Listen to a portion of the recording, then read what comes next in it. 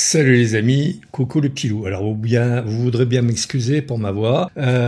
J'ai toujours la balafre et avec les séquelles qui vont avec, à savoir une voix un peu éraillée. Bien m'en excuser, mais on va dire pour les semaines à venir, ça va être ma voix naturelle. Alors, qu'allons-nous bien voir dans cette vidéo? Eh bien, c'est une info pratique. Donc, nos fichiers, qu'en faisons-nous? C'est une vidéo réponse suite à un mail d'un de mes followers au sujet de la vidéo 607 sur la réalité du net et de l'importance des prises de vue, photos et vidéos. Alors, avoir un appareil au top, c'est cool, mais les fichiers qui en sortent sont à quel usage et à quelle destination? D'où ma question, pour qui sont vos fichiers? Si c'est pour des amis, si c'est pour un journal, si c'est pour Internet, eh bien on va dire les réglages vont être légèrement différents. Le souci le plus grave, à la limite de la malhonnêteté, c'est que tout le monde nous parle des grosses résolutions, 45 mégapixels, 60 mégapixels, et mon smartphone fait 100 mégapixels. On peut faire de la 4K, de la vidéo 8K en 120 images secondes, on peut faire des rafales à 120 images secondes en JPEG. Ouais, mais vous en ferez quoi de la sortie? Parce que quand on a des fichiers qui font 30 mégas le fichier, si vous en faites 100 en une seconde, vous voyez ce que ça peut déjà faire? Ça nous fait 3 gigas.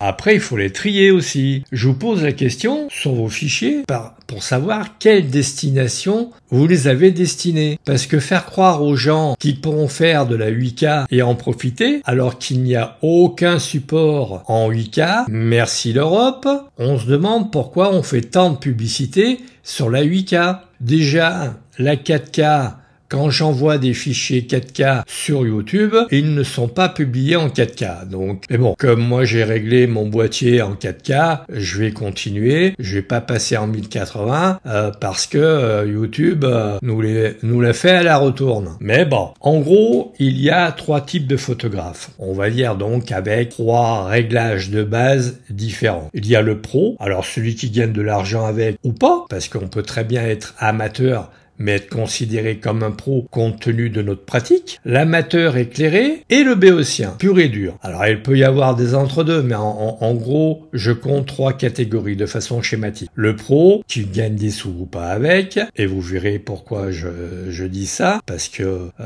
on peut très bien avoir une pratique pro. Donc un pro aura besoin de certains réglages de haut vol sur un boîtier, mais d'autres pros non, n'auront pas les mêmes besoins. Un photographe de mariage sera tout à fait content d'avoir un réglage portrait. Le spécialiste des sportifs, lui, sera content d'avoir la possibilité de faire des photos en bord de piste sans y être, c'est-à-dire le boîtier, on le règle et il fait des photos dès qu'il y a quelque chose qui passe devant. Par exemple, tout le monde n'a pas besoin d'avoir tous les réglages du Z8, par exemple, de même que le Z6 II. Je ne connais pas le Z6 III, mais bon, à 1000 balles de plus que le Z6 II, il a intérêt à proposer des trucs simples à mettre en œuvre, mais bon, j'y crois pas trop, hein. Alors, personnellement, je pensais faire des vidéos en 8K, mais compte tenu de ce que l'on m'a dit et de ce que j'ai pu constater, la 4K est largement suffisante. Donc la 8K sur le Z8, ça m'intéressait pas. Sauf que certains réglages du Z8 sont bien plus simples à mettre en œuvre que sur le Z6. Par exemple,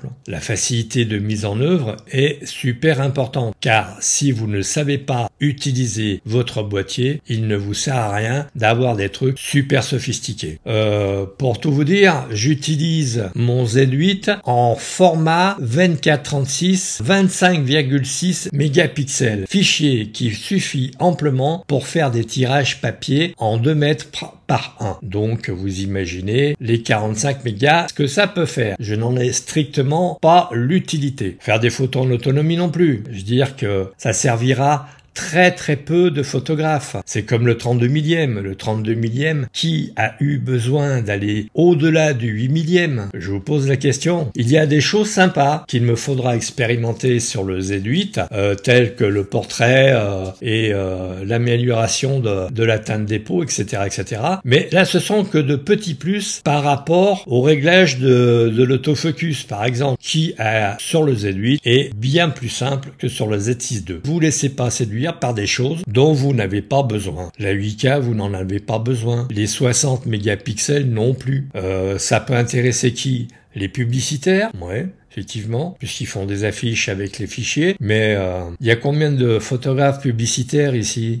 Bon, pour finir et pour savoir ce dont vous avez réellement besoin, l'amateur averti, si vous donnez vos fichiers à vos amis, là effectivement le réglage RAW plus JPEG fine ou taille moyenne pour envoyer vos fichiers à vos amis très rapidement et qui ne râlent pas en vous disant « Ouais, mais t'es gentil, mais tes fichiers ils sont hyper lourds, j'ai mis 15 plombes pour les récupérer. » Donc, vous avez la possibilité de régler vos JPEG en plusieurs tailles. Donc, jetez-y un œil. Je viendrai dans la prochaine vidéo vous indiquer le process. Par contre, il y a des réglages à faire absolument. Pour vos JPEG, être en Adobe rouge, vert, bleu, par exemple. Le daylighting, la distorsion. Ça, c'est des réglages de base qu'il faut absolument régler. Faut pas laisser ça au hasard. Sinon, c'est comme l'euro. Sinon, ça sert à rien de vous payer un super boîtier si vous shootez en JPEG. Parce que le JPEG, c'est une interprétation des données que pourrait vous donner le capteur. L'intégralité des données sont sur les RAW. Faites un répertoire avec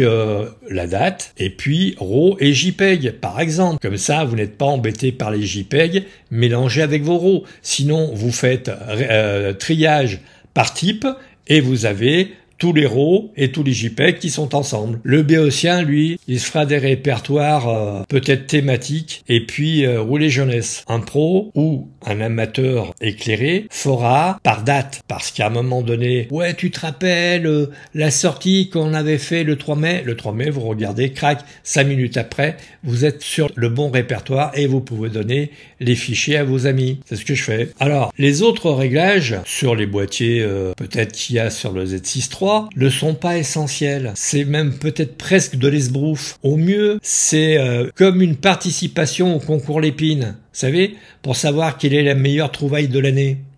Je suis un peu dur, mais pensez-vous qu'il soit normal que l'on passe des heures et des heures à régler un boîtier? Surtout si c'est un boîtier expert, pas un boîtier pro. Mon D3, qui était un boîtier pro, était bien plus facile à régler que mon Z6 II qui n'est qu'un boîtier expert. Enfin, qui est un boîtier expert. Un adage dit, un boîtier que tu ne sais pas utiliser ne t'est d'aucune aide. Et votre boîtier, s'il est trop compliqué à gérer, eh bien, tous les réglages que vous pourrez avoir et qui vous seront proposés par votre boîtier ne vous seront d'aucune aide. Sur ce, les amis, à très vite dans une prochaine vidéo et faites de belles photos.